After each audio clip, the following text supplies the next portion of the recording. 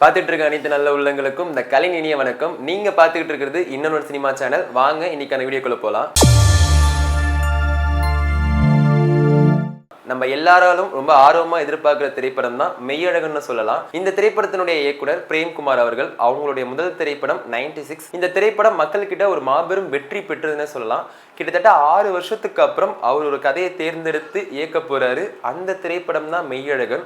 இந்த Meiyazhagan trailer launch ஈவெண்ட்ல Surya சாரும் பிரேம்குமாருக்கு ஒரு தேங்க்ஸ் சொல்லிருப்பாங்க. மெய்யழகன் அப்படின்ற பேரு கீழே தயாரிப்புல ஜோதிகா சூர்யா அப்படின்னு போடுறதுக்கு வாய்ப்பு கொடுத்ததுக்கு நன்றி அப்படின்னு சூர்யா சார் சொல்லிருப்பாங்க. அது மட்டும் இல்லாம இப்ப எப்படி 96 வந்து ஒரு நைட்ல நடக்கிற மாதிரி இருக்கோ அந்த கதை, அதே மாதிரி தான் மெய்யழகன் கதையும் ஒரு இரவுல நடக்கிற மாதிரி இருக்கு. ஒரு இரவுல ஒரு அழகான கதையை சொல்றது பிரேம்குமார் அவர்களால் மட்டும்தான் முடியும்.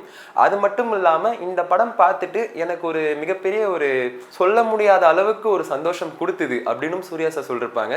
பருத்தி வீரன் பார்த்தது கார்த்தியை நான் கட்டிப்பிடிச்சு பாராட்டினேன். அதுக்கப்புறம் மெய்யழகனை பார்த்துட்டு தான் கார்த்தியை நான் பாராட்டினேன் அப்படின்னு சொல்லிருப்பாங்க. இந்த மெய்யழகன் திரைப்படத்துல யாரோ இவன் யாரோ அப்படின்ற பாடலை உலகநாயகன் கமலஹாசன் அவர்கள் பாடி ஆடியன்ஸ் கிட்ட மிகப்பெரிய ரெஸ்பான்ஸ் பெற்றுச்சுன்னு சொல்லலாம். இந்த பாட்டினுடைய பாடலாசிரியர் உமாதேவி மேம். மெய்யழகன் திரைப்படம் மக்கள் கிட்ட ஒரு மிகப்பெரிய எக்ஸ்பெக்டேஷன் உண்டாகிருக்குன்னே சொல்லலாம். 96 மூவி ஃபீல் குட் மூவியா இருந்ததோ அது மாதிரி இந்த திரைப்படம் இருக்கும்னு ரசிகர்கள் ரொம்ப எதிர்பார்க்கிற திரைப்படம் தான் மெய்யழகன்.